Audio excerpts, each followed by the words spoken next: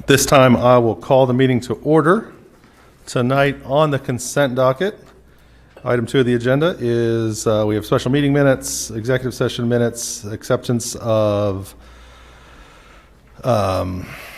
sanitary water lines, sewer lines, water lines, public streets, and acceptance of a quarterly report from the Sherrar Center. Council, any comments, questions, or items you'd like to see removed from the consent docket? Is there a motion? Motion to approve the consent docket.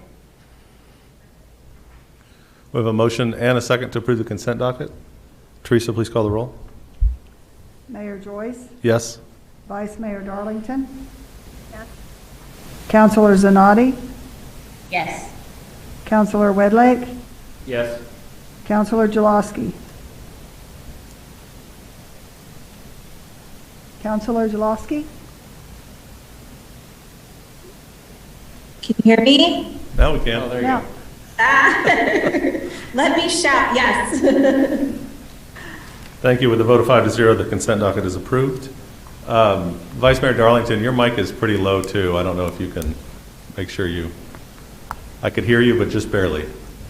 okay. I'll talk that really loud. Okay, thank you. All right, that takes us to item 3, which is public comment on items not scheduled for public hearing. We have one speaker signed up for our city council meeting on that item, Mr. Paul Leonard. Just come to the podium here. You'll have 3 minutes to speak. Where's the timer? There's a timer here. I'm not sure if it's running or not. Thank you. Thank you. There it goes. Mic on? Hello? Oh, okay, thank you. Good evening, Mr. Mayor, City Council members.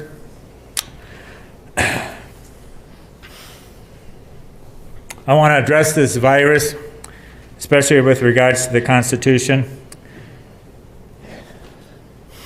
William Pitt the Younger said, and I quote, "Necessity is the plea for every infringement of human freedom." Necessity is the plea for every infringement of human freedom.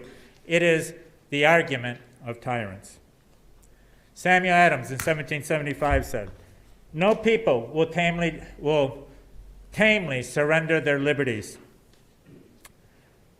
nor can any be easily subdued when knowledge is diffused and virtue is preserved." He said when knowledge is diffused. Therefore, the importance of facts and data with regard to this virus. And over these last couple months, we've had an opportunity to look at these facts and data and apply proper reasoning and medical science. Just mentioning a couple factors, there are many. The virus barely affects youth ages 0 to 18. In fact, kids 0 to 14 this year, more have died from the regular flu than from the virus. Fact. So why are schools closed? Schools in Europe are opening, one after another. No spike. So why are schools closed? In fact, not a single case has been recorded of a child to an adult transmission. So why are schools closed? What's the excuse? The virus, in fact, is so small that it renders the mask ineffective, and people have clearly shown that. There's a low mortality rate. There's a low mortality rate in Oklahoma already, 1/3 the national average in America. And in fact, if the cases have spiked, gone up, remarkably, recovery rates have also followed suit. They've gone up as well. But you know what has not gone up? Death. Hospitalizations. Hot cases are going up, everything else is down here. Recovery has gone up too. So where's the emergency? The arbitrary definition of what is essential and who is essential was very arbitrary. Where is that in the Constitution? Mr. Mayor, City Council members, our rights are essential. They were given to us by God. God gave us the rights, individuals, not to government. It was government's job to secure those rights. Our religious rights and the rights of business owners to the gains, Oklahoma Constitution, to the gains of their own industry. Being deprived of that, of their own gains, basically constitute felony grand theft, for which, in my view, the City Council should rightfully compensate business owners throughout Stillwater for the lost revenue over these last few months. Thank you. I have a lot more to say, but that's just a little bit. You're welcome. Thank you for being here. We will move now to item 5, public hearings. Receive public comment regarding a request from Stillwater Springs Residential Development to consider an annexation petition request for recommended zoning classification. We have a request from staff to postpone this item to a date that I don't have in front of me right now. August 3rd. Is there a motion to postpone that item, council? Motion to postpone item A, public hearings, until August 3rd. Second. We have a motion and a second to postpone this item until August 3rd, 2020. Teresa, please call the roll. Mayor Joyce? Yes. Vice Mayor Darlington? Vice Mayor? Yes. Councilor Zanotti? Yes. Councilor Wedlake? Yes. Councilor Jaloski? Yes. With a vote of 5-0, item 5A is postponed to the August 3rd, 2020 meeting. Item 6A, approved budget amendment reflecting receipt of a $1,000 CARES grant from Oklahoma Department of Libraries to the Stillwater Public Library. Is Stacy here or? I am here. Oh, there you are. Hi, Good Stacy. evening. This is Stacy from the Stillwater Public Library, and we have a small budget amendment on the agenda tonight for $1,000 from the federal CARES grant. It provided funding for libraries and museums to get grants for PPE items. The $1,000 that we received will go toward purchasing additional cleaning supplies, masks, and other remediation items as they come up on the market and prove to be helpful in keeping exposures down. So our request is that you consider the motion to approve the budget amendment. Thank you, Stacy. We appreciate that. Counselors? I just have to say, Stacy, I think you and Paul should just alternate between the library information and the airport on our agenda. I think that kind of keeps us smiling, so. Well, I'll tell you what is I just could not be happier as the municipal government sees that there isn't necessarily a lot of funding coming in. Places like the library and the airport are the exception, and we're exceptionally proud to have been able to be part of the groups that are getting funding to help out the city. That's great. Well, I'll make a motion to approve the budget amendment reflecting the $1,000 grant to the Stillwater Public Library. Second. We have a motion and a second to accept this budget amendment. Teresa, please call the roll. Mayor Joyce? Yes. Vice Mayor Darlington? Yes. Councilor Zanotti? Yes. Councilor Wedlake?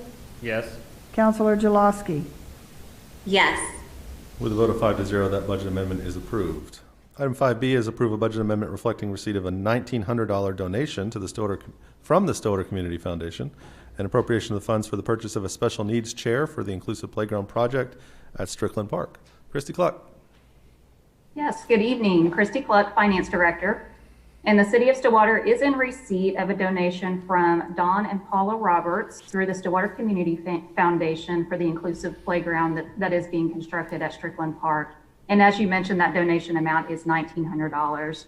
And so this evening, staff is requesting that the council approve a budget amendment that recognizes that $1,900 as donation revenue and appropriates those funds to be spent on the Strickland Park Playground project. Are there any questions on any of that? Counselors? No, I'm going to add a little bit of commentary though, just because it's such a special project for me. We're just so grateful. I know we had maybe a news release last week, but we're so grateful to the donors here. Their donation actually is funding, it's a chair, but it's actually a special swing that will be accessible for parents and children. So grown-ups alike will also be able to swing on the swing with their children. They're able to face each other. It's called an expression swing. It's a really exciting addition to the Strickland Park Playground. It'll be a part of the phase 2 construction.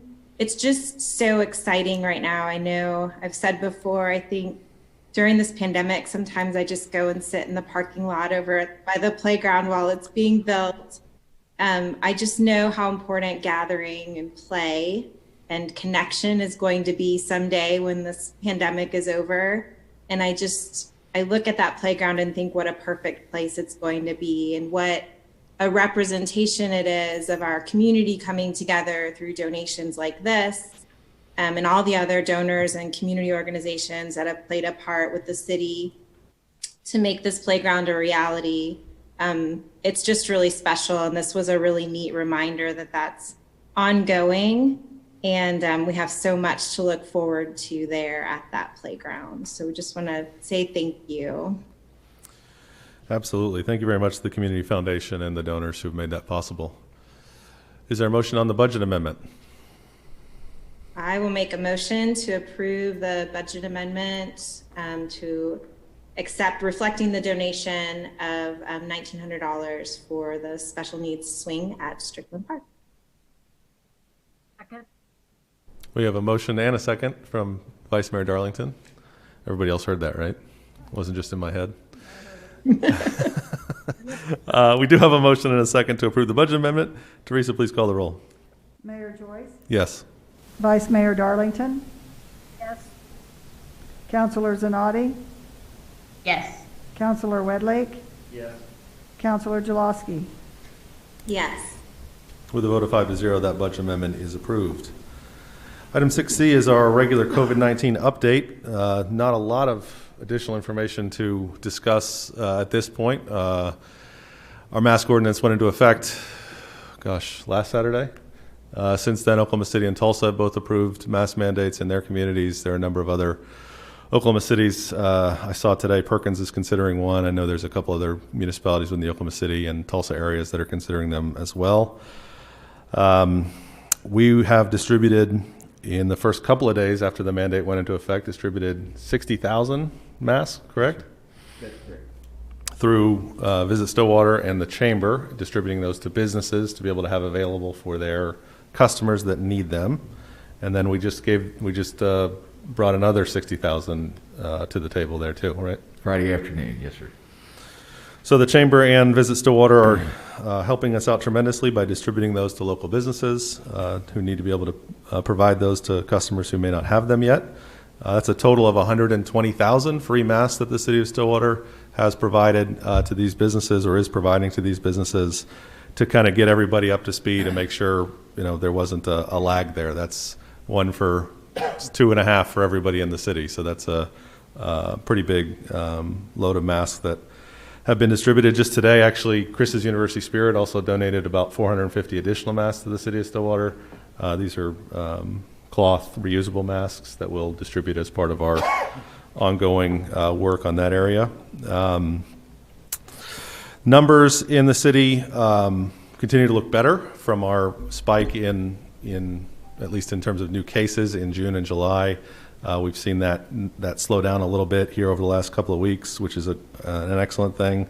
Hospital is still treating more COVID patients than they had been previously. So it's still an issue that we're concerned about, and certainly as school starts and as more folks come back into the community, we're worried about us seeing another spike there. So we will continue to be vigilant, monitor those numbers, and act accordingly. Councilors, any other questions or comments regarding COVID-19 at this point? I'd just like to address a couple of Mr. Leonard's comments just to clear any confusion here. So the statement that no recorded transmissions from, I think you said from adult to children? No. From child to adult? No. So I'd have to see that citation. I hadn't read that personally. I was not aware of that information, but I'd be happy to look at any scientific literature you have in that respect. With regards to the claim that hospitals have not seen an increase in cases, this, sir, is blatantly false. That is a false statement. As of Friday, as somebody that personally tried to transfer care of a patient to Oklahoma City, every single ICU bed was full in the entire Oklahoma City metro. Every single one of them. and I have that on first account knowledge as somebody who is the treating and attending physician. Excuse me, sir. I checked today. This isn't a Wait, public okay. comment. Well, is it This is not time for public comment, sir. Wait, he gets to accuse me. Oh, where is I- the fairness? Mr. Leonard, you had your- in all you had fairness, your I'm not time to accusing speak. you of anything. I just want to set the record straight. Accuse me of not speaking the truth. I checked the Kansas official stats on that. Sir, Go ahead, Counselor. so If he's gonna put out false propaganda, no, he started it. If he's gonna put out false propaganda, I checked the Kansas. Go ahead. Everybody listening, check the official Kansas stats. We don't live in Kansas, sir. You will see the hospitalizations. You will see how many people have been affected and how many people have been recovered. Sir, with all due respect, I personally don't care what the Kansas numbers are. I care more about what the Stillwater and Oklahoma numbers are. That may be true for Kansas. I don't know. I'm not privy to those numbers myself. But I can say, as somebody who has a direct relationship with many of the hospitals in the Oklahoma City and Tulsa metro areas, that those numbers have definitely seen an increase in COVID cases, and the number of ICU beds was exactly 0 as of Friday. So I just wanted to clear that air and set that record straight. I'd be happy to look at any scientific literature you have for me to review if I am speaking in error. Thanks, Counselor.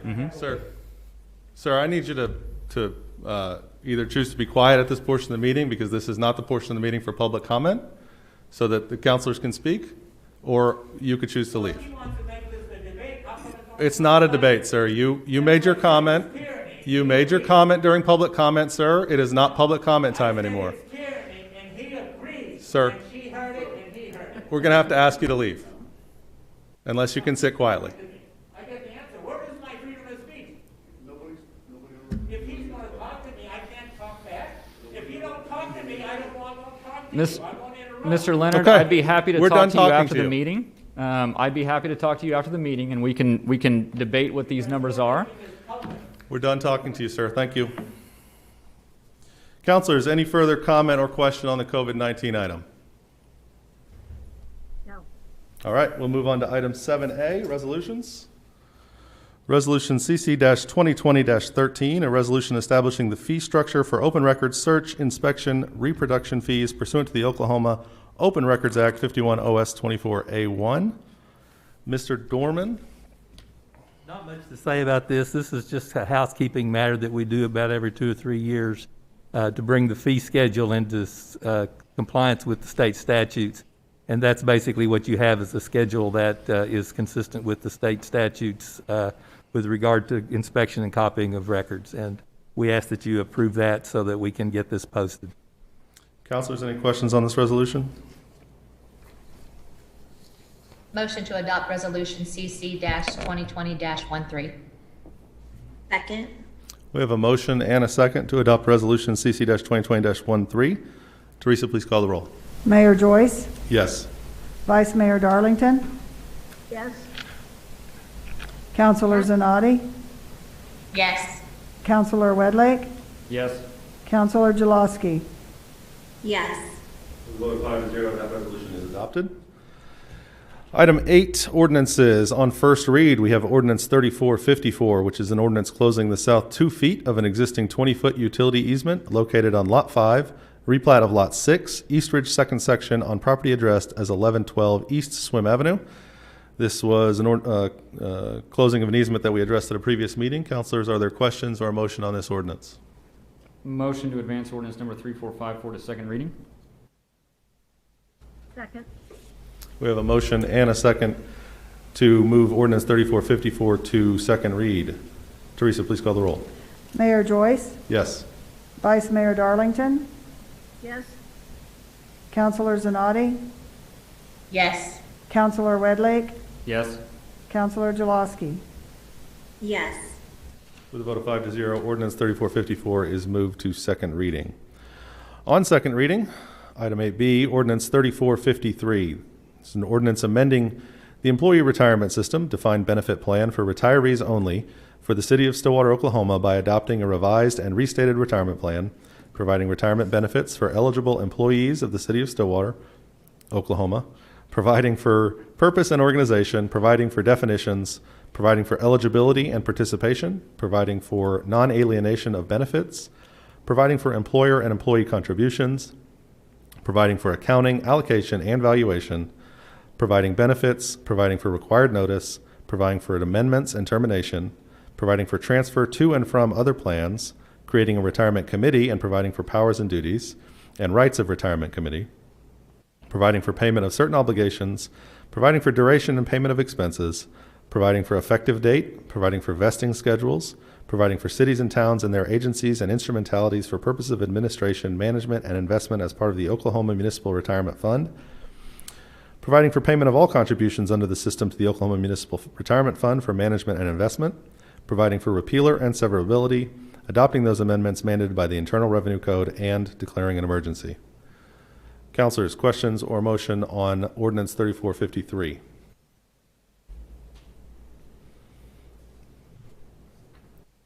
Motion to adopt ordinance 3453. Second. We have a motion and a second to adopt Ordinance 3453. Teresa, please call the roll. Mayor Joyce, Yes. Vice Mayor Darlington, Yes.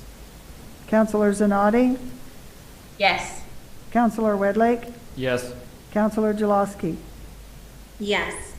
With a vote of 5-0, Ordinance 3453 is adopted. Is there a motion as to the emergency clause? Motion to declare an emergency. Second. We have a motion and a second to adopt the emergency clause of Ordinance 3453. Teresa, please call the roll. Mayor Joyce, Yes. Vice Mayor Darlington, Yes. Councilor Zanotti, Yes. Councilor Wedlake, Yes. Councilor Jaloski.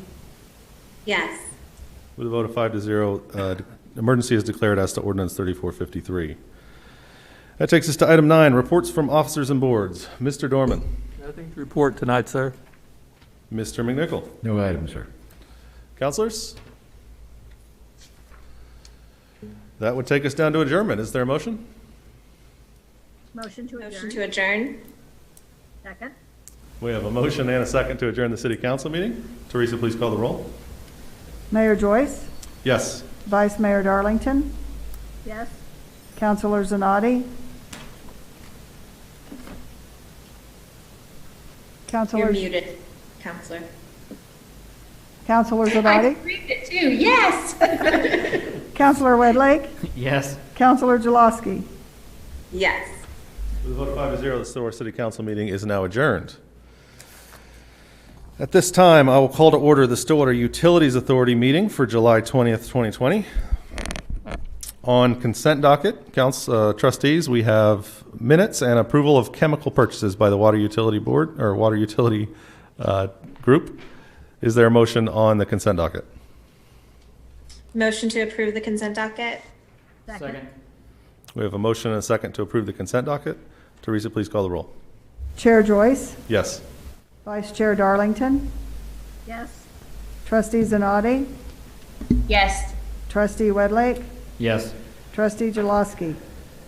Yes. With a vote of 5-0, the consent docket is approved. That takes us to public comment. We do have one person signed up to provide public comment to the SUA. Mark Ebert. Do I look as weird as it looks like on my screen? Yeah, You you're a look little like ghosty. Well, maybe I should unvideo and just talk, but I'm sorry, I don't know what's doing that. Mr. Mayor, council members, Mr. McNichol, thank you for your time. My name is Mark Ebert. Our home is 2123 Stone Point Court, which is 4/10 of a mile south of 32nd and Southwestern, 4/10 south of the city limits of Stillwater. We have been residents of Stillwater for 38 years, including our years attending Oklahoma State, and have been at the address listed for the past 20 years. I would like to begin by thanking Mr. McNichol for his service to the citizens of Stillwater for many years in the Stillwater Police Department and now as city manager, and for taking the time to address concerns voiced by residents of our great community. We support our men and women in blue. When we built our small addition on Stone Point Court in 1999, all utility infrastructure in the addition was paid for by the developer. We have 6 lots and currently 4 homes in our small addition. From the beginning, we have had service that is provided by the city of Stillwater. As a side note, we dealt with very low water pressure for many years that has now been remedied by the ongoing upgrades to the system, and we are very grateful for all involved in that upgrade. Our previous home for 15 years was on Blue Ridge, that is within the city limits. It was not until some years later that I realized our water fees were significantly higher while living outside the city limits, if even just a few tenths of a mile.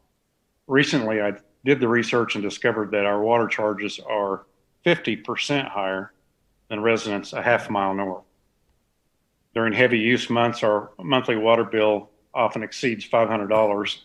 Last September, for the August usage, it was $671. While trying to keep our yard and landscape alive in the hot Oklahoma summers. The main water line to our area runs along Western, a very short distance from our addition. The city had very little direct cost to service our homes beyond the general infrastructure of the city water system. We are 1.5 miles north of the water tower built many years ago on 56th and Western. We have lived and worked and run businesses in Stillwater for the past 35 years. We shop and dine and live life in Stillwater. We pay property tax and sales tax with minimal difference in rates than our neighbors a half mile north, yet pay 50% more for this precious resource.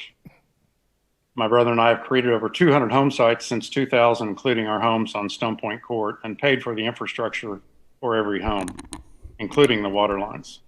Land within the city limits is extremely limited, and more additions must be built outside the city limits. Several new additions are being built even now on Southwestern. We are asking the city of Stillwater to restore equity to the utility charges for all of its residents in reasonable proximity to the city boundary service area.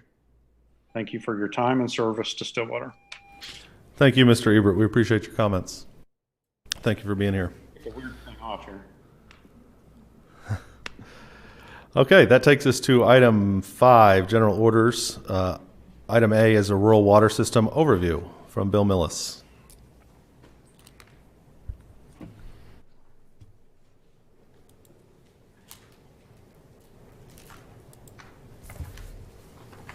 Good evening, trustees. I'm Bill Millis, Water Utilities Engineering Director. Here tonight to provide you a summary of the 2 city-owned rural water systems and how they relate to the municipal system. This presentation is for information only and does not request any action. But, excuse me, before beginning that discussion, I hope you'll allow a small tangent, because I thought this was a good opportunity to show you how Stillwater has become a regional water provider over the years. On the slide there, you can see that we, the water that we bring from CAW is provided to 6 wholesale entities besides our own 3 systems. 2 raw water customers and 4 treated water customers, plus our mutual agreement with OSU to back each other up with treated water. Now back to the map of the municipal and rural systems. It's kind of at the top of the map in the green is what was formerly Rural Water District Number 1, which was acquired in 1998. It's pretty small in area and roughly 450 meters on that system.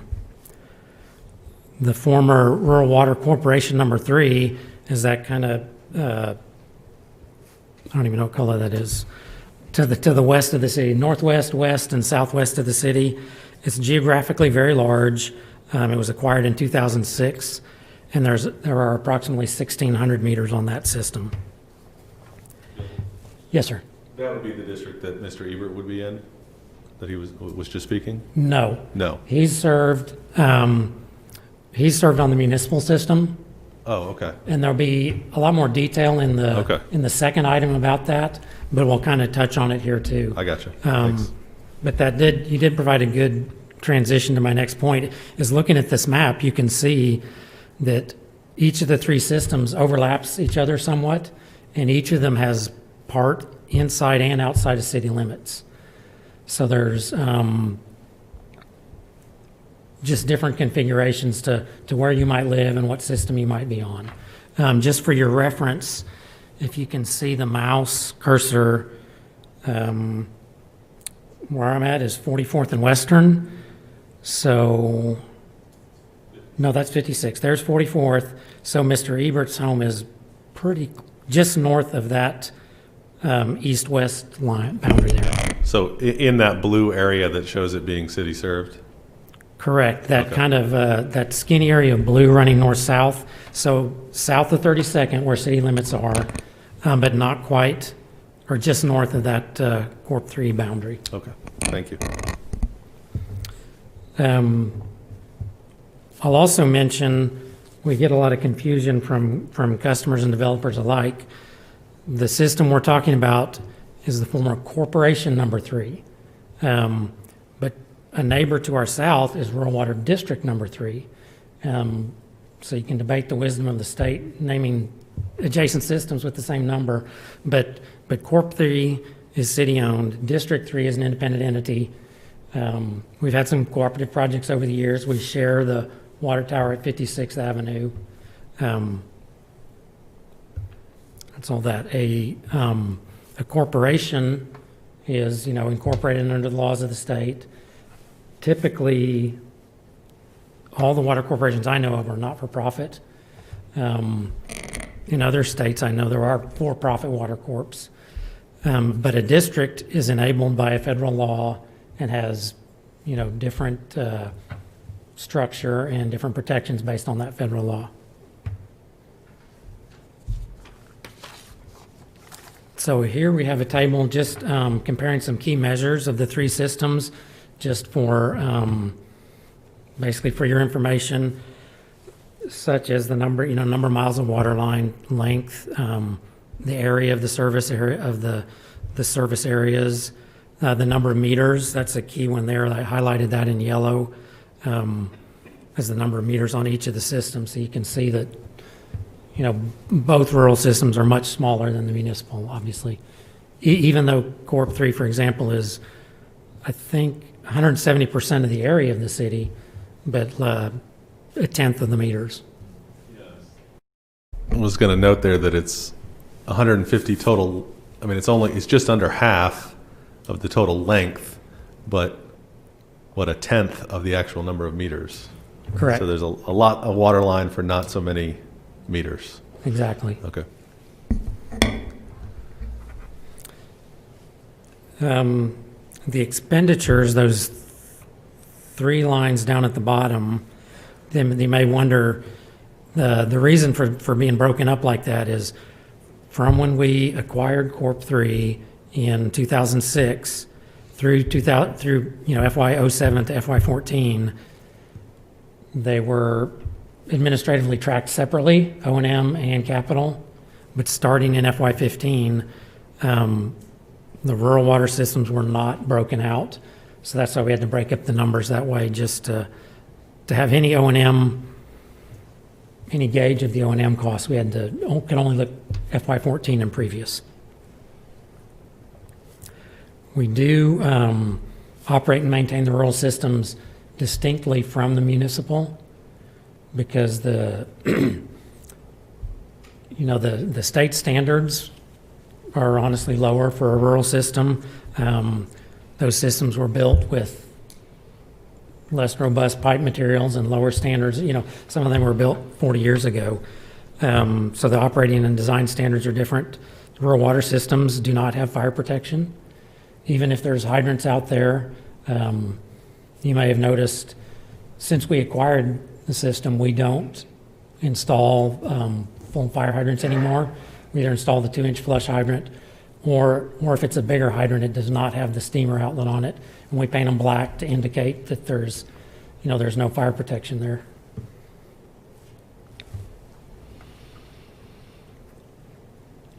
I'm just pausing here for a second if you have any questions about that. If not, I'll keep moving.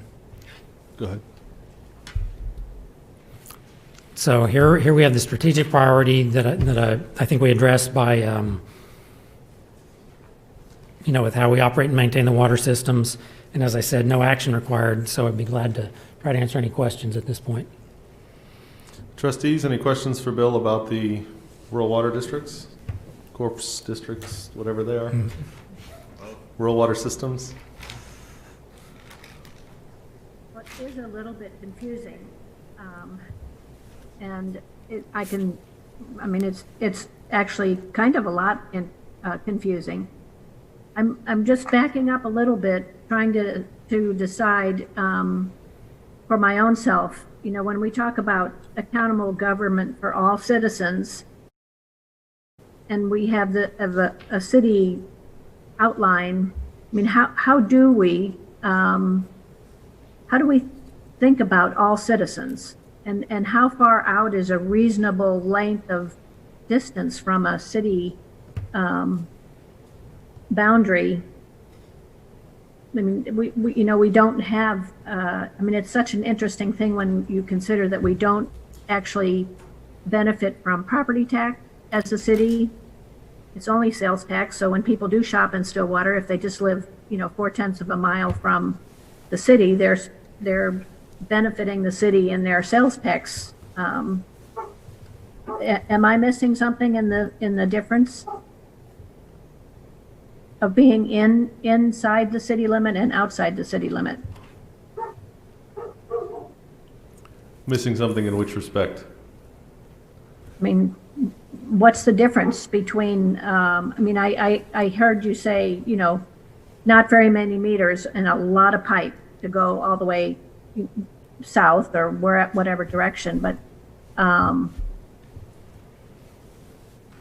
guess just trying to be almost a devil's advocate here. I mean, what's the difference between living in the city and living outside the city for the cost of water?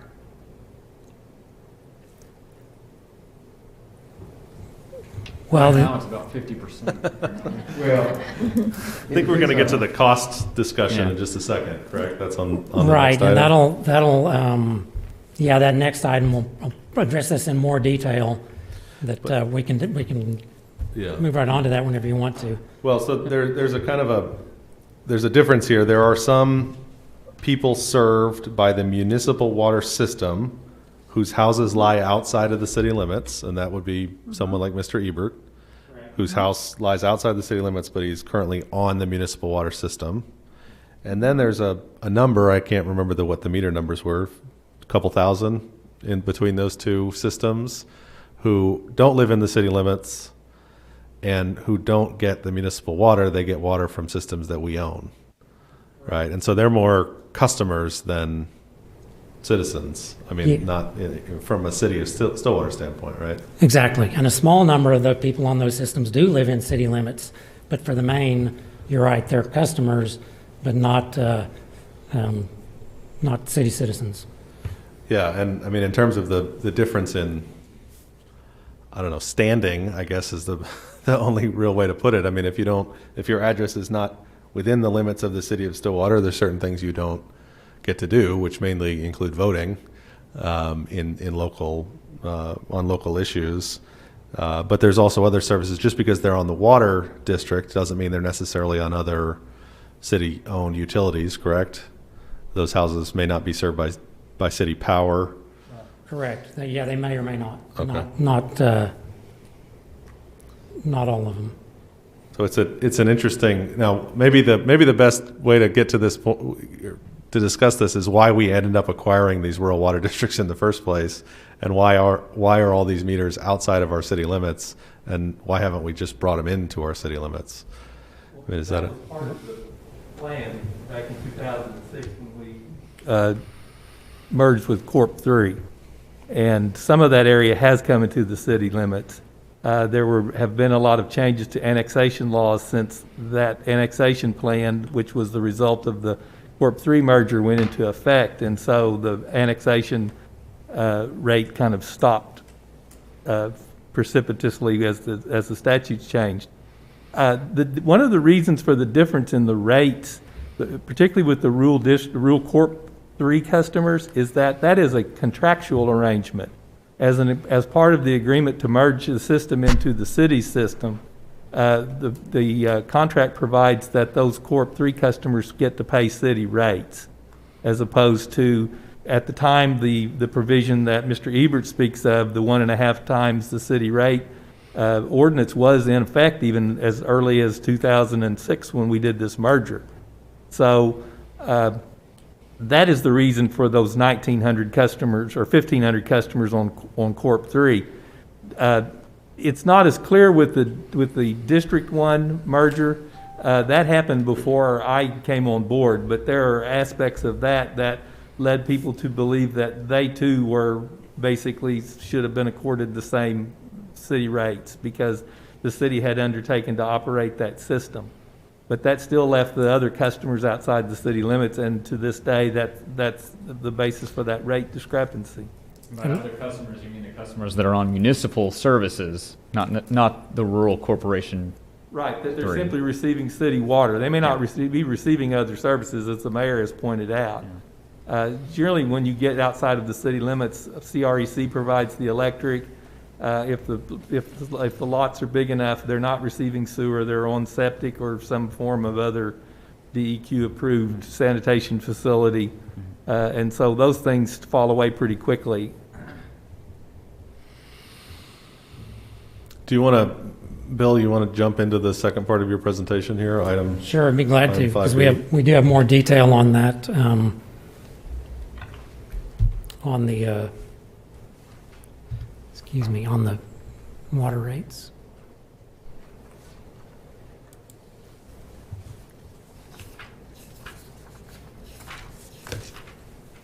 Okay, so this next item is a summary of the difference in water rates for the three systems, depending on whether they're within city limits.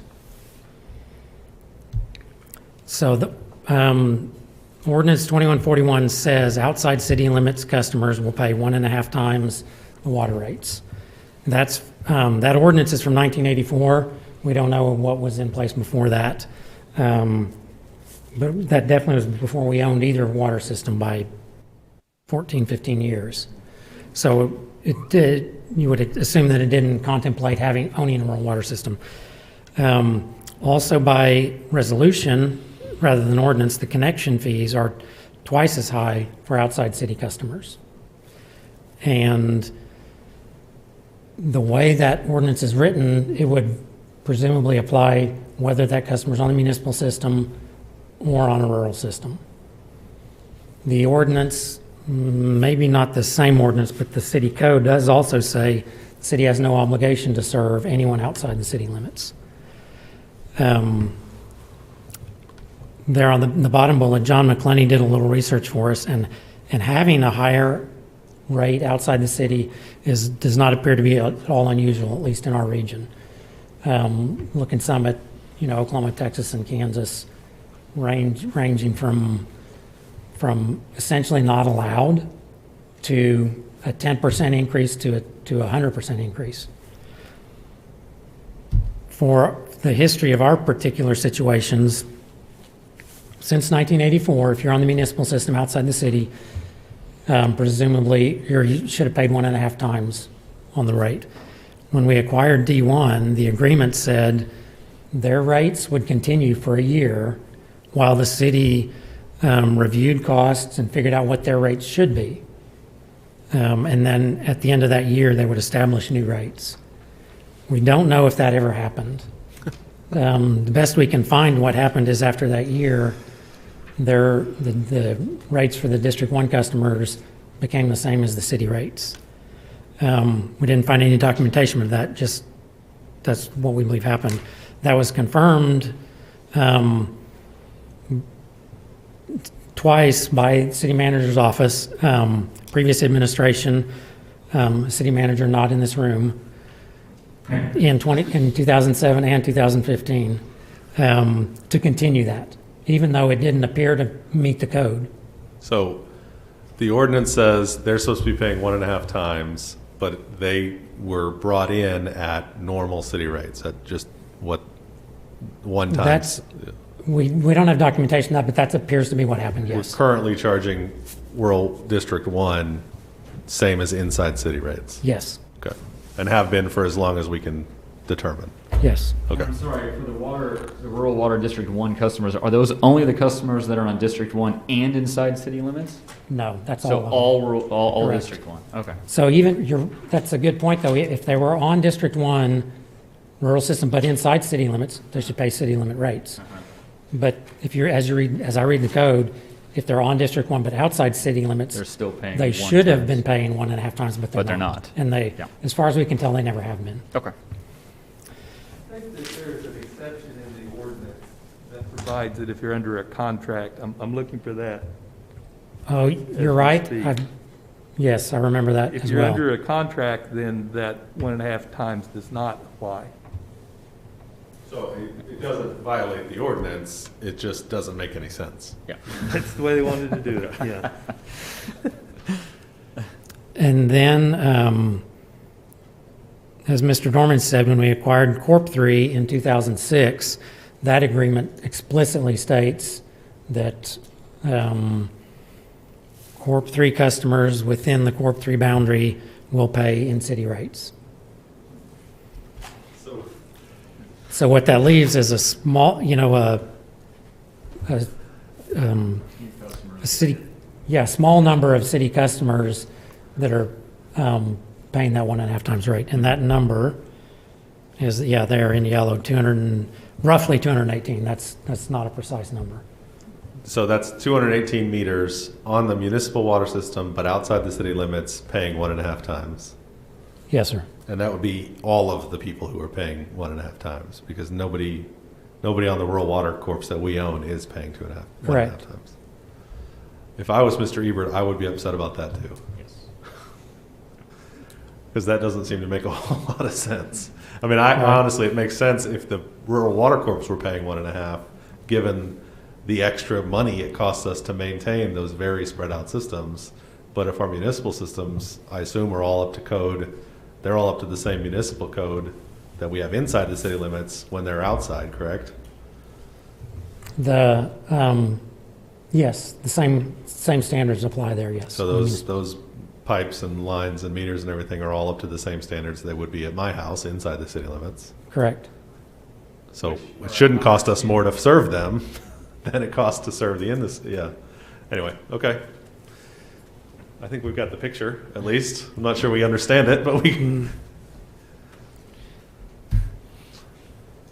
So here again is the strategic priority and the alternatives, and that the alternatives are just kind of to give you a spectrum, so feel free to mix and match or modify.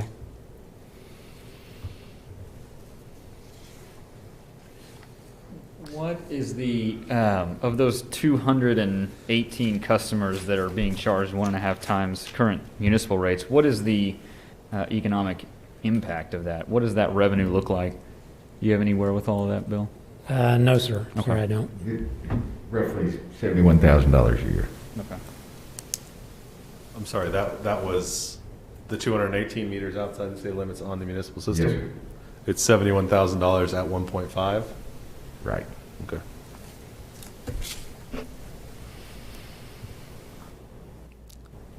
So- 71,000 total or 71,000 in addition to municipal costs? I guess another way to ask that is if we reverted those customers to 1 times and put everybody on the same rate, what would we expect to lose in revenue? Roughly $71,000 Okay. a year. Okay. Yeah. Okay. As silly as this sounds, it's not a significant loss. Was this looked at all, this issue or topic in the rate studies that we completed recently? The rate studies include, and it's not completed. I believe the final report is expected to come back in September, October. Or we're going to talk about rates at least this fall. So that's not completed. It does take into account the different customer classes. So the rate revenue from that class of customers would be included in the rate basis that recovers the cost of providing the service on an overall scale, not It doesn't specifically figure out, okay, how much does it cost to deliver to each system separately, and so how much should their rates be? But it takes all the costs, rolls them all into one, and then splits that cost out amongst all the different rate classes. So, Bill, in terms of, if we look at sort of the map, the weird overlapping map of where all the systems serve, if someone came in, I mean, I assume those areas that are served currently now by city water that are outside the city limits, how does that happen? Do we normally just say, hey, if someone's building a subdivision, they want city water, we make it happen? Or were those just some quirk of the past that they ended up being included? Or if someone new was going to build outside the city limits and they said they want city water, is that still a possibility? Or how does that work? It's still possible. Any application for service outside the city has to be approved by the city manager. So presumably at the time that they want to develop, I suppose staff or the council would decide if it's in the city's interest and if we have the ability to serve them. But I know over here on the maps up again, if you can see it on South Perkins, we had city infrastructure down in that area in the mid-60s. So it's been going on for some time. It would also depend on whether or not those fell in Corp 3's district. Are there other rural water systems that serve the white areas of that map? The white areas on the outside, yes.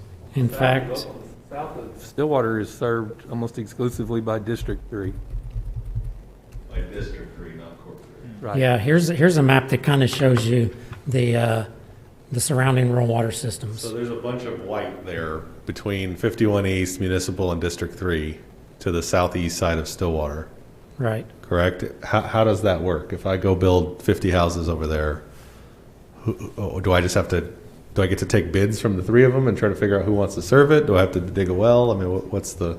Depends on if you are within the boundary of District 3, then District 3 is your provider per state and federal law. If you are in the area between 51 East and the city's corporate limits, then District 51 East does not have defined boundaries. They go under what's known as the pipes in the ground test. And if they have the present ability to serve, and they've been serving that area, then it's possible that they may have a claim to the area. And so we have to resolve that issue before we make a decision to come forward and say, hey, let's give these folks service. So 51 East basically gets first right of refusal? Not necessarily. If they have pipes in the ground. If they have pipes If there? they have pipes in the ground. It's a difficult This test to system navigate. is insane. It's because these districts have federally protected loans, and there's federal legislation that protects the loans. If they're an actual rural water district. Or a corporation. Okay. Either one can do that. But 51 East doesn't? 51 East is a corporation, and they do have loans, and they do have 1926B protection. But they don't have a defined territory that gets... They don't have defined territory, but if they have the ability to serve and could serve, then they have an arguable right to serve that area as the city would. Because once you go outside of your corporate boundaries, you don't have an absolute right to serve either. We just resolved an issue where Sure. this very thing exists with a 12-inch pipe right in front of a property and a mile and a half for the other district, and it was resolved in their favor. So this doesn't push the conversation forward at all, but just for my own curiosity, if 51 East has pipes in the ground that is not in a defined district of theirs, or for example, in the white area just to the west of the municipal line there, do they have an obligation to provide that service, or do they have the option to provide that service? They have to have the ability to serve, so it's probably more optional than obligatory. Huh.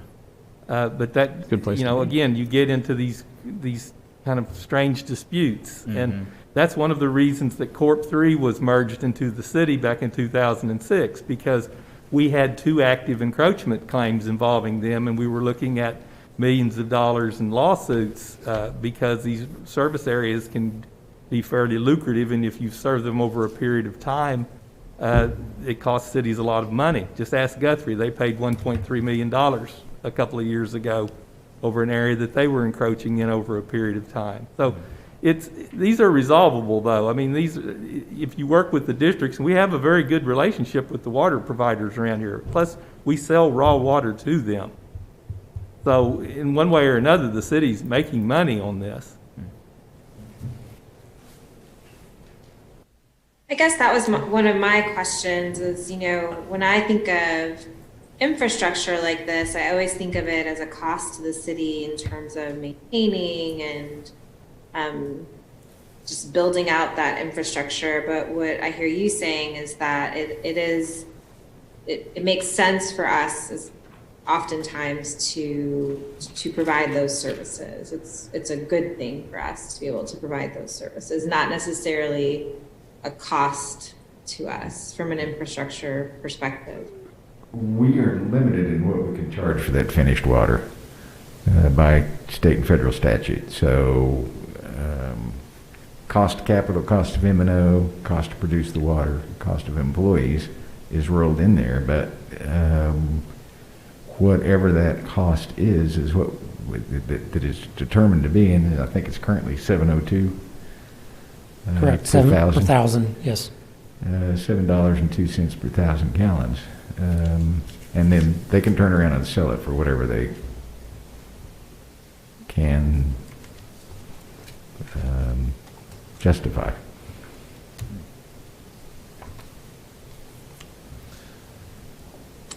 I guess I was just thinking in terms of was there a reason why it would have been 1.5 times, and is it because there's additional costs associated with infrastructure maintenance or repairs, or the cost of that infrastructure? Obviously, it seems like the farther out and less dense you get, if you don't have as many meters on that infrastructure, that there might be some reason or justification. I know it's really hard sometimes to go back and understand why things were passed a certain way, maybe before even some of us were, here. Obviously, we rely on John for his institutional knowledge, I suppose, but yeah, I just didn't know if there was an infrastructure justification for that. Well, so here's a question about that, about the funding. I mean, maintenance of the system is funded by rates in large extent, but we also have like Water 2040, which was a bond-funded project. Is there a difference in terms of an outside the city versus inside the city in terms of contributing to that? I mean, that's a revenue bond, right? It's not a GO bond, so we're not paying extra in our property tax bills for that bond. That just comes out of the revenue of the system. Right, and they participate just as residents of the city do. So there's it's difficult to determine what the difference would be if they're on the municipal system, why they would pay a different rate outside the city versus inside the city. My understanding from my conversations with my predecessors in this position back in the 80s was that back in the 80s, the city was aggressively looking at annexation. And like a lot of cities, they used an enhanced water rate outside of the city limits as a enticement to come on in. You come in, the water's cheaper, we can provide you sewer service. Our electric rates are competitive with the rural cooperative that you've been dealing with. You get zoning, you get not better streets, you get better police protection, you get fire protection, you get the whole bundle. And so that's commonly been done for years in cities all over this state, all over this country. So we're not out of step when we do that. But that justification may not still exist. So, I mean, that's one of the things maybe you might want to think about. But the principle that a couple of you mentioned also does exist, that even if it's not quantified, the farther out you go, you have more transit time, you have fewer meters per mile, so the cost per mile of water line goes up. So, though I couldn't put a dollar to it, in principle, it does cost more the farther out you go. Based on that principle, though, then the Rural Water Corporation 3 customers, it would be more expensive to maintain that infrastructure than the ones that are on municipal services Most definitely. bordering the. Right. So, municipal yeah, so line. the, But they're still paying. the ordinance is a lot more defensible if it applies to everybody. If you, Right. but if you make an ordinance and then exclude a lot of people, it's. Yeah, I think that's then the 50,000 It doesn't foot seem view here. equitable. Yeah. What is the life, what's the term of our contracts with Corp 3 and District 1? They're indefinite in We have- nature. So, I mean, in terms of the obligation to charge the same as in-city rates is As long as we have a forever? legal obligation to serve that area, we are bound by those contractual terms.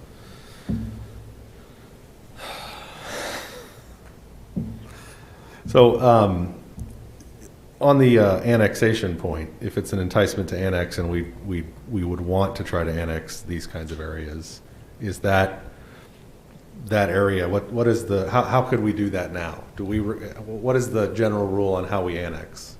Can Normally, we do that without? Well, generally now annexations are done by petition of the property owners because the legislature gutted the annexation ordinances a few years ago. That doesn't mean that the city can't on its own accord go ahead and identify an area for annexation and go through the process. It can still do that, but it does require that you get a certain percentage of the acreage to agree with you. And generally that's better than 50% of the areas within the area to be considered, acres within the area to be considered for annexation.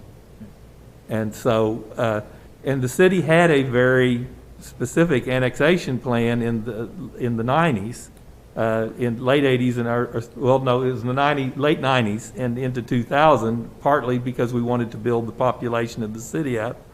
And there were a lot of annexations that define our rather interesting boundary, particularly on the south, that were done in accordance with that, and then that stopped due to some other political concerns and the fact that it wasn't advancing quickly enough to meet the census timing.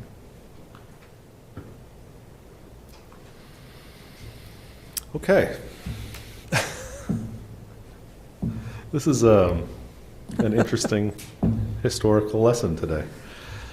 I mean, I can't think of any reason at this point that we would have 218 customers on the municipal water system paying 1.5 times rates when we have clearly, the bulk of these outside the city limit customers paying the same rates. I mean, to me, that it just, even if it makes some sense on the cost, it doesn't make any sense on the just basic logic test for how we should charge these rates. Now, I do think we have a real problem with what we're charging in the rural water districts, given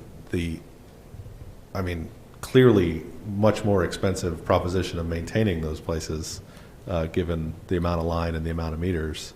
It would make much more sense to me that we were charging 1.5 times in those places than in the ones that are on our municipal system.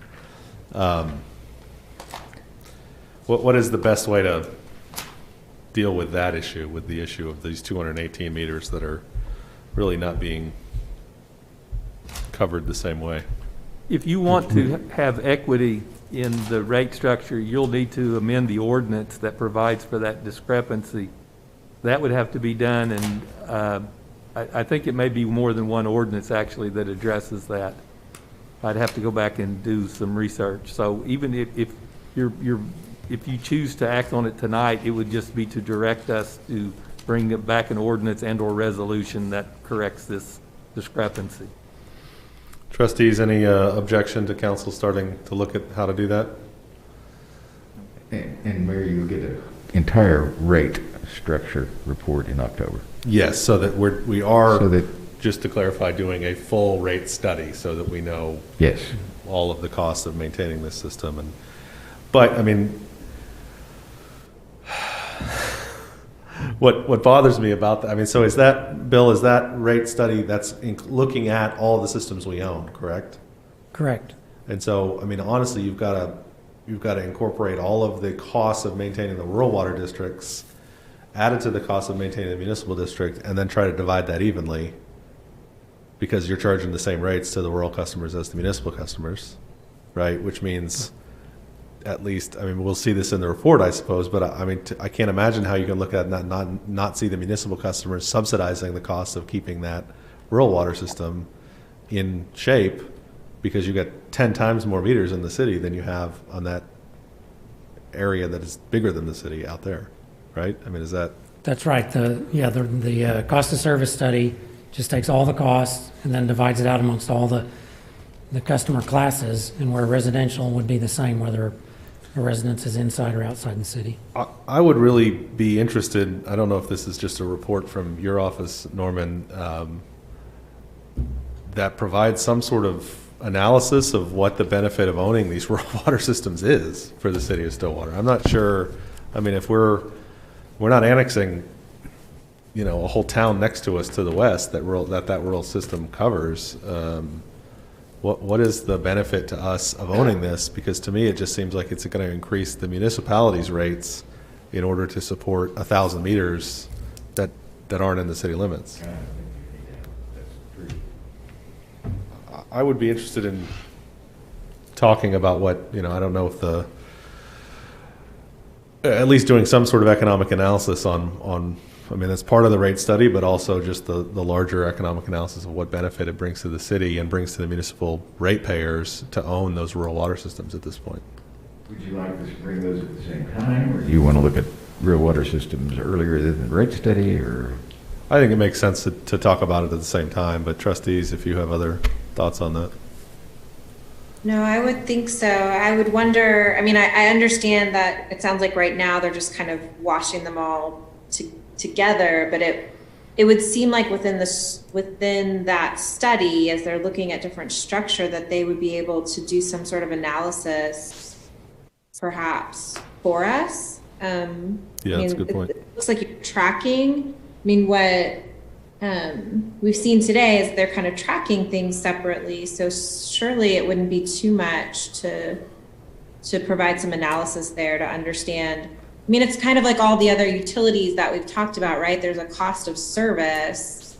If we're tracking some of those expenses for those different systems separately, it would seem that we could establish a cost of service for those rural systems as well. And just for comparison's sake, kind of get an understanding of that. Yeah. Well, even if we get that understanding, though, our hands are tied as far as those rates are concerned by contractual agreements, correct? You are contractually bound as long as you have a legal obligation to operate that system. I mean, I agree. It's good to have that information and know where we stand and what those revenue streams look like. But regardless of that information, we can't build a rate structure around that information, right? Right. I mean, yeah. you can get parity, but that's probably as good as you're going to get. Yeah. I mean, the bottom line is that your predecessors decided that was a growth area that they wanted to invest in, and so unfortunately the consequences are still here. Yeah. And one thing, and Bill can correct me if I'm wrong, one thing that may be pretty difficult is determining the split on the expense to put in Water 2040 and its benefit to the southwest part of town, and particularly to the Rural Water Corp. I mean, it was a huge beneficiary, but I'm not sure that we can get that down to. It would be a real challenge to definitively split that out. The demand in the Rural Water Corp is quite small compared to the municipal demand, so I don't think it'd be a huge number, but yeah, that's one it'd be a real challenge to figure that out. Plus the fact that we were the wholesale provider to both those districts before we acquired them, and a lot of the improvements that happen in the city benefit them too, but in a small percent that's hard to quantify type of way. Yeah, I mean, we would have done those municipal improvements either way, right? I mean, the municipal system needed those improvements. And and that's the thing. This is well, I guess you can't see the Water 2040 slide, but yes, most of the Water 2040 improvements we would have done anyway, and we might have made them a little bit smaller if we took out if we didn't have to serve them water, but you could also argue that we'd be providing them water anyway. just through a master meter instead of through those lines. So that just makes it more challenging. You could take, use my cursor here, the 44th tower. That's in the rural water area. It replaced the twin towers. And so what if we had decided to, instead of building that, to build it up where Range Tower is? Range Tower is not tall enough nor big enough. And that's why we needed more storage on the municipal and rural system. But if we'd moved it there, maybe it would have cost,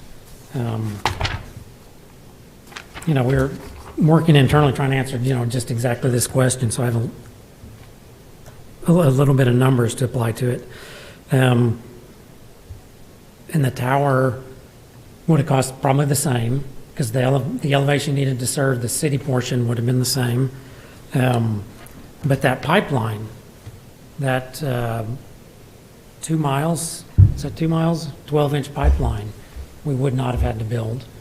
And that's maybe $1.5 million. The pump station, because it didn't have to pump as high, maybe could have been saved us 5% in cost and been a little smaller.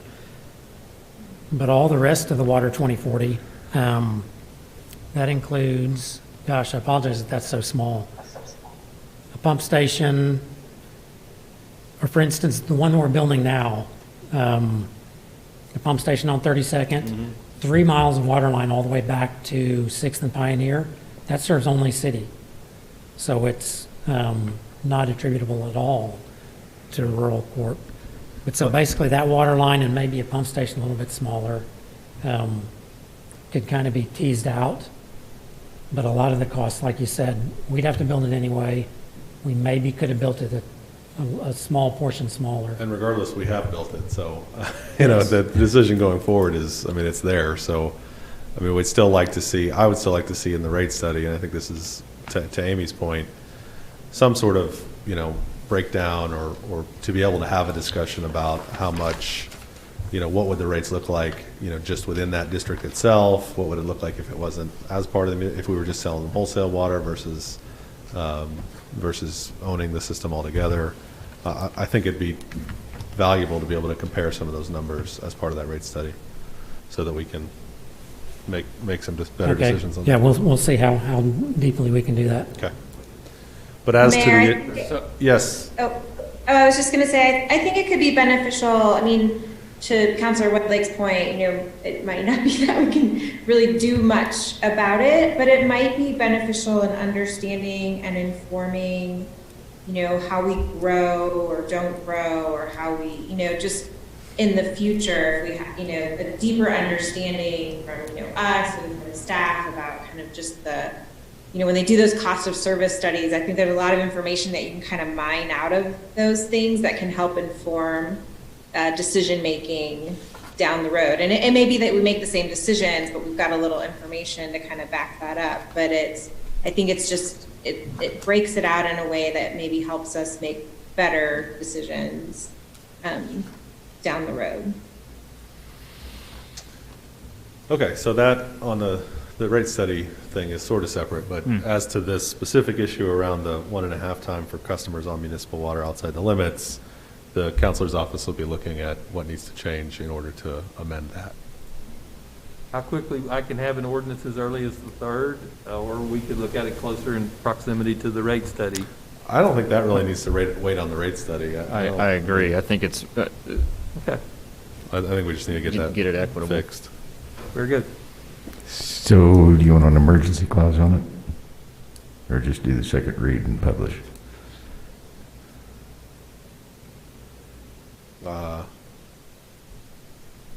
I don't know. Okay. Let's see a draft of it. Or you mentioned that you may have a couple of different things that have to change, or right. Once we have a better picture of what actually needs to happen, then we can decide how quickly we can do it. No problem. We'll have it here for you on the 3rd to look at, and you pass it on first reading, then we can decide between first and second reading whether to add emergency language if you believe that it needs to go into effect immediately. Okay. Sounds good. Bill, I don't know if we just totally derailed your presentation, or is other stuff that you want to talk about, or was that? No, that was it. That was it. I covered my stuff and wanted to open it to questions. So I was like, nope, I am out of here. That was, I mean, 30-some years of rural water history that I think all of us have to learn every time we have this discussion, because it is so convoluted. I really, at some point, somebody's gonna have to explain the maps to me and why they overlap and how they overlap, and certainly, like, I mean, I don't get how they could be in both areas, but we won't cover that tonight. Anything further on this item, trustees? No. All right, thank you, Bill. We appreciate it. Thank you. That was an admirable job of condensing a very convoluted subject into a reasonable presentation. And as you alluded to, we only touched the surface. If you Yeah. really want to know why systems overlap. Yeah. I don't know if I really want to get into the details of that at any point, but we should.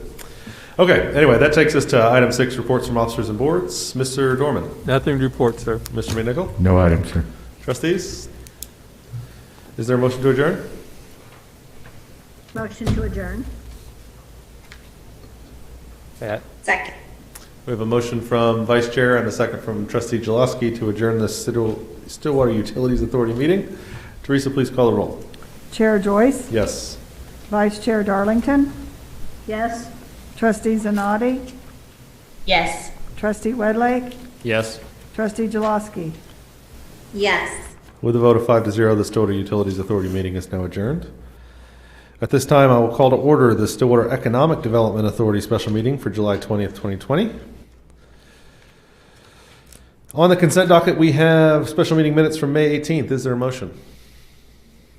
Motion to approve. Motion to consent. approve the consent docket. Second. We have a motion from Vice Chair and a second from Trustee Wedlake. Teresa, please call the roll. Chair Joyce, Yes. Vice Chair Darlington, Yes? Trustee Zanotti, Yes. Trustee Wedlake, Yes. Trustee Jaloski. Yes. With a vote of 5-0, consent docket's approved. No one has signed up for public comment on this meeting, so we'll jump down to item 5, the Chamber of Commerce Quarterly Economic Development Report. Mr. Mingus, how are you tonight? Good. How are you guys? Not bad. Great. That was some quality municipal knowledge there, man. I learned about rural water systems that I never thought I needed to know.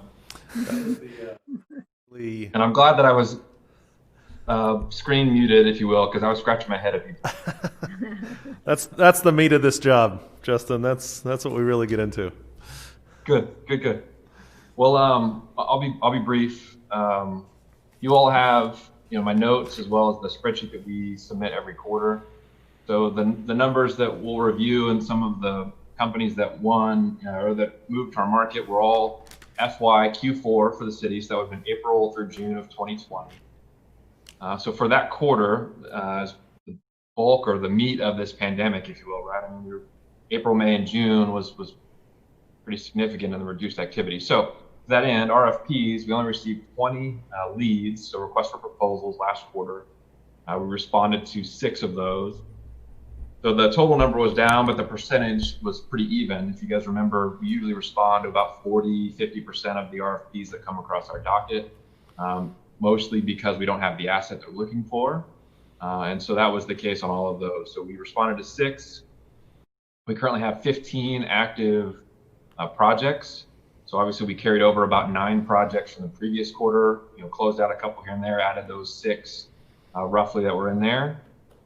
We did 8 VRE visits last quarter, and we had a lot of informal conversations over the quarter as we were assisting companies and folks. But when we count a VRE for these metrics, it's a really detailed conversation around employment numbers, trends both in sales, CapEx. There's usually some sort of a decision or inflection point that we're trying to get to within that VRE. They need help expanding or something like that. So we only had 8 of those conversations in the quarter. And then site visits, as you would expect, were low because no one could really travel. But we did have one. We had 1 site visit. It was actually in June. It was a group that came out of state. And I wish a lot of projects were this way in the sense of the timing. It was kind of in as a project and out as a project, all within about a 30-day window. Fortunately, we didn't win it, but the project's not closed. They've just identified another community to take position A, and they're working through a greenfield site in that community. But that community didn't have an existing building, and we pitched them an existing building. So for those of you that have done development, right, there's a lot of things that can happen right now on a greenfield site. And at some point they can determine the time value of money is quicker just to move to this existing facility, rehab it, and go. And so the project still could come back to life. So we're keeping our eye on it, but we did have one site visit in the quarter.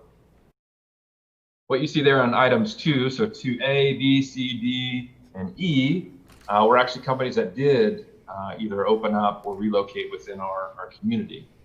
So Firo Pizza is the location on Boomer, 1004 North Boomer. It's the old Long John Silver's, right? So they put that under contract several months ago, and over the last few months have really spent some time getting that thing rehabbed. I don't have a date as far as when they're going to reopen, but we're super excited for them to come in. It's an Oklahoma owned company. So the gentleman's out of southern Oklahoma in the Lawton area. This will be his 4th location. So although it's a multiple locations, people might call that a chain, it is an Oklahoma owned company. And I'm super excited to have him in our community as an investor. Item B, so Tudor Home Industries is actually our first sale. So we actually did do a loan closing, and we sold property in Commerce Place, our industrial park, during the pandemic, which was really cool. It was an awkward loan closing, so I don't know if any of you have had loan closings during all of this, but it's like you don't get the really excitement of high-fiving the people who are buying and the lenders and all of that. But it's a local gentleman who has been operating out of a few facilities, kind of his house, a couple kind of storage sheds, if you will. Bought a half acre in our Commerce Place and is going to build about a 5,000 square foot facility. He sells specialty components, some electrical components and things for the car and plumbing and automotive trades. Navitech was a really cool project that also came and went. We were alerted to them in January, February, and they're already here. So Navitech is a national company known for research and development. Specifically with DoD and some other federal agencies, and they partner with universities that specialize in particular lines that DoD is focusing on. Thankfully, our university is really good at unmanned aerial systems, and the DoD, Department of Defense, pardon me, is really focusing some contracts on that. So Navitech has partnered with the university to do some unmanned aerial research project, and they acquired a local company here. And Meridian did some really creative thinking, and they've got them located in the incubator. So Justin Hazard is onboarding them. They've already identified, and I think they're hiring up to 8 people right now. But they're hoping to do what they've done in other communities like Columbia, South Carolina, and in Rhode Island, where they go from about 8 to 10 year one to almost 50 within a 5-year period. And so these are all aerospace engineers, above county average wages, bringing in federal research contracts. I mean, you're checking all the economic development boxes there. But the reason I like this project is, and I put in my notes, right? So it was a private company that engaged OSU through the VPR's office, Vice President of Research.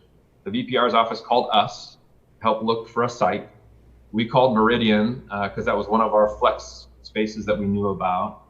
And then the Department of Commerce has an aerospace division called ACES that helps with aerospace companies get quality jobs applications done. So all of those partners came together to get them landed pretty quickly. So that's how our community will do economic development, at least successfully, is all of those partners coming together and identifying what piece that they play. So I was super excited to be part of it.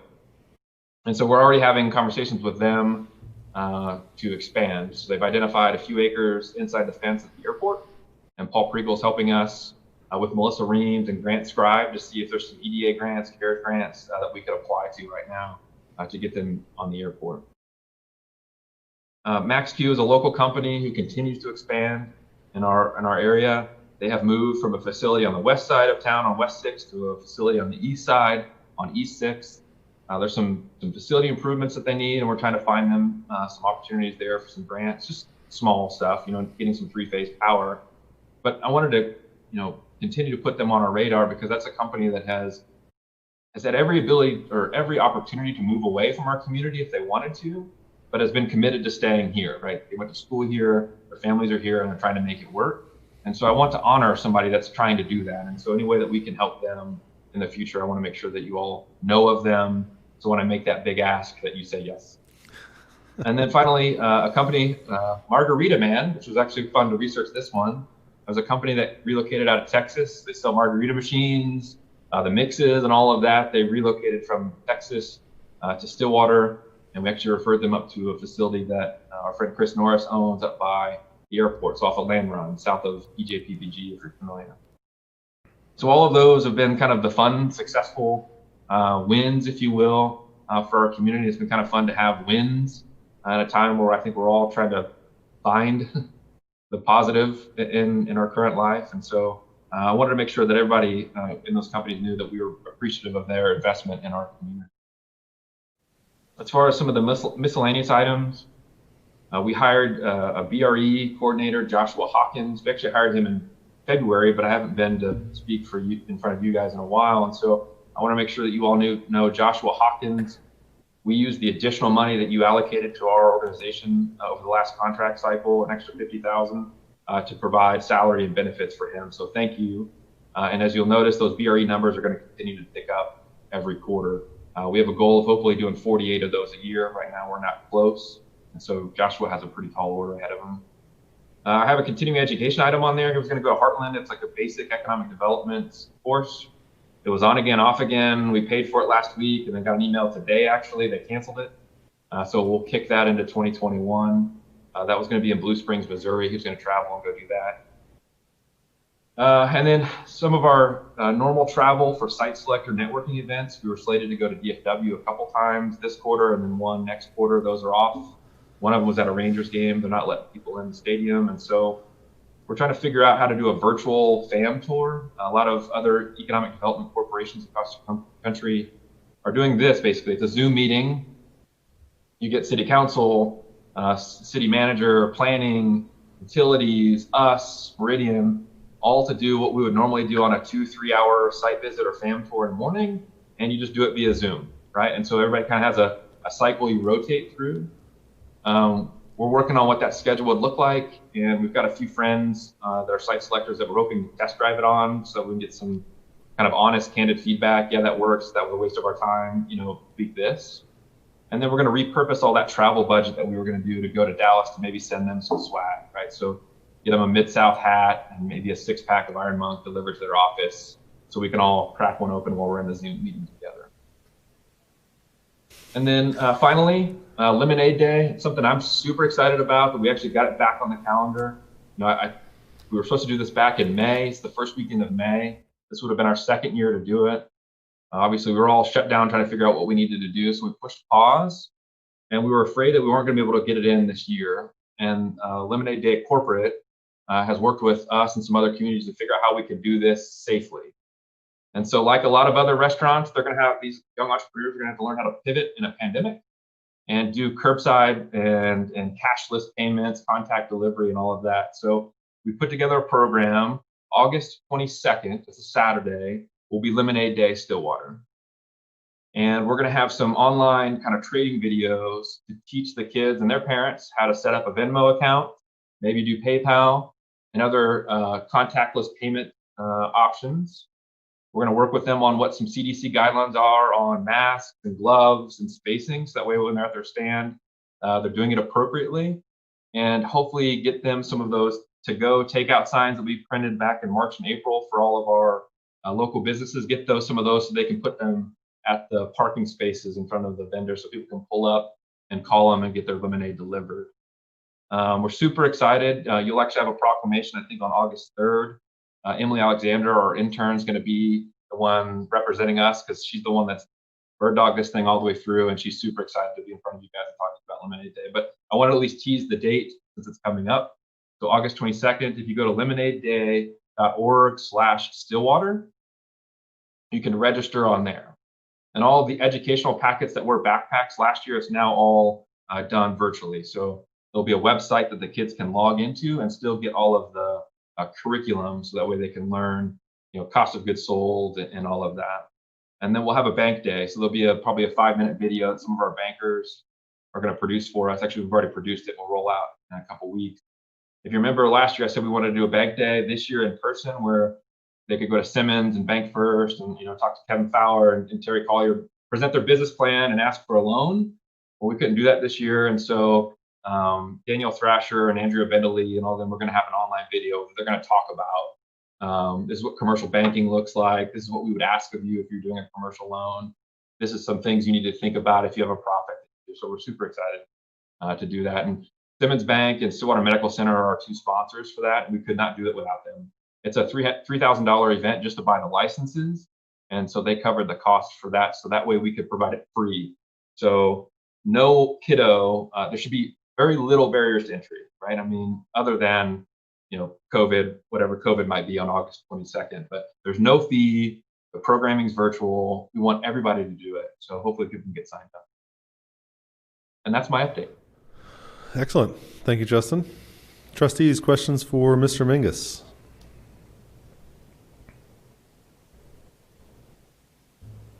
Nothing at all? Oh, it's nice to hear. It's nice to hear good news, Justin. Thank you.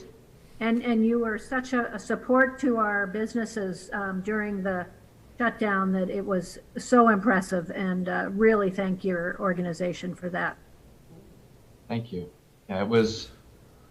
I'm a competitive guy, and I always think we could do more, right? I'm always thinking, okay, we could do more, but I was really proud of what we were able to stand up, considering our organization wasn't real tech savvy. Like, going remote for us was a bit of a challenge, right? We had to set up a Slack channel, right? And Will, don't laugh at me for that, but yes, I had to get a username for Slack and learn how to do all of that. I had to get a Zoom login, just like everybody else. So it was tough for us for a little bit, but yeah, we did a lot, and I'm pretty proud of everybody. Mm-hmm. And I'm super excited to partner with you all to hand out these masks. I mean, it's been really cool to see the diversity of the businesses coming to pick up masks. Mm-hmm. CPAs, lawyers, retail, restaurant. I mean, everybody is taking advantage of the resource. So thank you all for allocating some resources for that. Mm-hmm. Yep. And hopefully good news will continue. Our pipeline, there's still 2 or 3 in there that we continue to have constant dialogue with. I have a conference call in 6 days with one that has been in our pipeline for a while that I'm really excited about, that hopefully we can get across the finish line. Mm-hmm.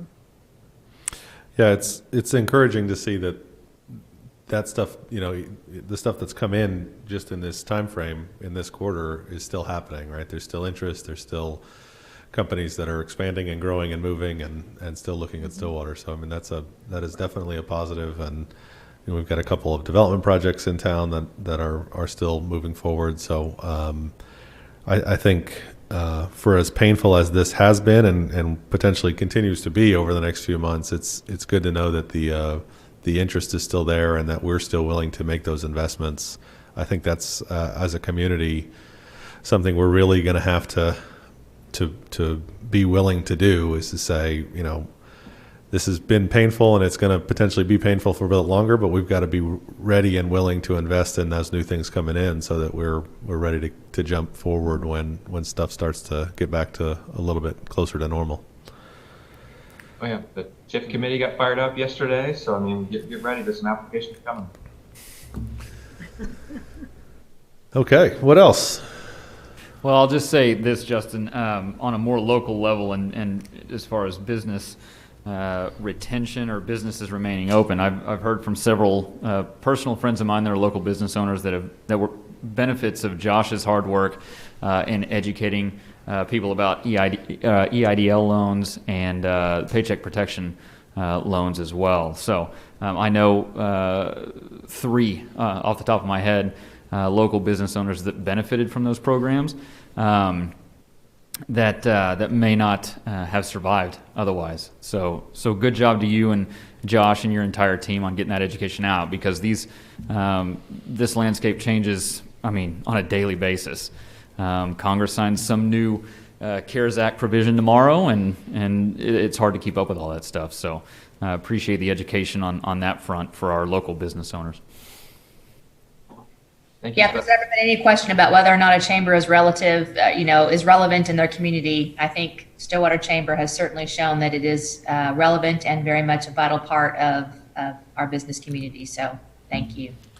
Awesome. Thank you. I'm ready to get back to live events, though. I'm telling you, doing virtual business after hours and lunches is killing me. I think the city of Stillwater should just have one large party when we get a vaccine. When we get the all clear, all of us all together to just party in the middle of downtown. I'm in. Yeah. I'll be the first one there. Yeah, how do I submit one street closure, like blanket basically all of them? Shut them all down. We'll do one of those dinners that Amy's been talking about, right? The potluck. That's right. They do a white dinner. Maybe it's an orange dinner or something in Stillwater. But yeah, just everybody sets up a table in the middle of the street. We'll go for miles, right? But thank you, Dr. Woodlake, for the comments about Joshua. I'll pass that along. You bet. Thank you, guys. Thinking about it. I mean, everybody that leads a team, you get really excited to hear about a new team member, stepping up early on in their, life with us. So, I mean, I'm super excited. I mean, he's a young kid that wants to be in Stillwater. His wife's a teacher at Westwood. I mean, he's the kind of guy that we want in town. So I'm glad that he's plugged in. A superstar teacher at Westwood. Mrs. Hawkins is fantastic. We got to work on those Joyce kids a little bit, though. We're sorry we missed 3 months of Mrs. Hawkins this last year. Okay, what else? Anything else for Justin, trustees? I'm gonna preempt you because you guys are used to being preempted. I always ask for the few things or whatever that that I need from you, and I don't have a few things. I was getting there. I know. That's why I preempted you. I knew you were going there, and I wanted to go ahead and beat you to it. Go for it. Will, I've been working on that joke all day, dude. That's about as good as I got. So the masks conversation has been super tough, right? Our community, like a lot of other communities, have been very divided on the issue. I appreciate you all having the tough conversations, right? You've obviously had a lot of people not happy with you, and you've had a whole lot of other people that are really happy with you, and I don't know how you guys go through that roller coaster that probably is your inbox. So thank you. All I ask on a go forward whenever we start talking about ordinances and phases and mandates is just consistency, right? So I appreciate that at least your mask, we're not in the business of encouraging mandates as a chamber, right? I mean, that's generally not what we like. There's a lot of rules and regulation. But I will say I appreciate that it wasn't, we'll see in 2 weeks or we'll see in 30 days, but at least set a path that businesses know what to expect here, at least in the near term as we bring students back. So thank you for that. And just as we start to think about other scaling up or scaling down, is that we are convicted in that and that we kind of stay the course. So they're not all going to be fun. I get that. And they're not all going to be pleasant, but at least if we know what we need to operate within, then I think businesses can plan around that and go forward. So thank you for that, and good luck on all the tough ones you're about to have probably over the next couple of months anyways. Kids come back. If you have anybody that's a member of the chamber that can, one, either predict the future or cure novel viruses, we could really use their help. I'll look through the database, but it's not coming to mind. Well, we appreciate that, and yeah, absolutely. I think it's clear at this point. Not that it wasn't clear before, but I mean, our business community needs consistent. They need consistency in how this works, and they need lead time to be able to plan and understand what's happening, and we're certainly continuing to have those conversations. So, any feedback you get from those folks on how things are going now, certainly please pass it along, and we continue to have those conversations and let you know what's happening. Thank you. All right. That takes us to reports from officers and boards. Mr. Dorman? Nothing to report, sir. Mr. McNichol? Just one item, and that would be to thank Visit Stillwater and the Chamber of Commerce for being good partners again and distributing the masks. They did it in a very timely and efficient manner. So there's still some left. If somebody needs them, go by Visit Stillwater or go by the Chamber and pick up some. And those are for businesses here in Stillwater. Businesses here in Stillwater, to yes. hand out to customers if they need them. To customers, when they're yes. coming in. Yep. It's honestly, I don't even know what to think about the fact that those two entities have distributed or close to 120,000 masks in boxes of 100, right? So it's not like they're giving Yeah. away pallets of them at a time. I mean, that's quite a... In 2 days and 2 hours in the first case, and we'll see in this one. They said it's a little bit slower now, but not a whole lot. Well, we appreciate you and your office for getting those in and making those available for the general public, for the businesses here in town to be able to provide to the general public. I think that really helped, sort of that transition into this ordinance, so that people, weren't having to scramble. So, not something we're going to be able to provide every week for the near future. Those Absolutely not, yeah. those aren't free for us. So, but it did help us kind of get over the hump and get us started. So we do appreciate Visit Stillwater and the Chamber for helping us distribute those. Trustees, any further announcements? Is there a motion to adjourn? Motion to adjourn? Second. We have a motion and a second to adjourn the Stillwater Economic Development Authority meeting. Teresa, please call the roll. Chair Joyce, Yes. Vice Chair Darlington, Yes. Trustee Zanotti, Yes. Trustee Wedlake, Yes. Trustee Jaloski. Yes. With a vote of 5-0, CETA is now adjourned. Thank you, everyone. Have a good evening.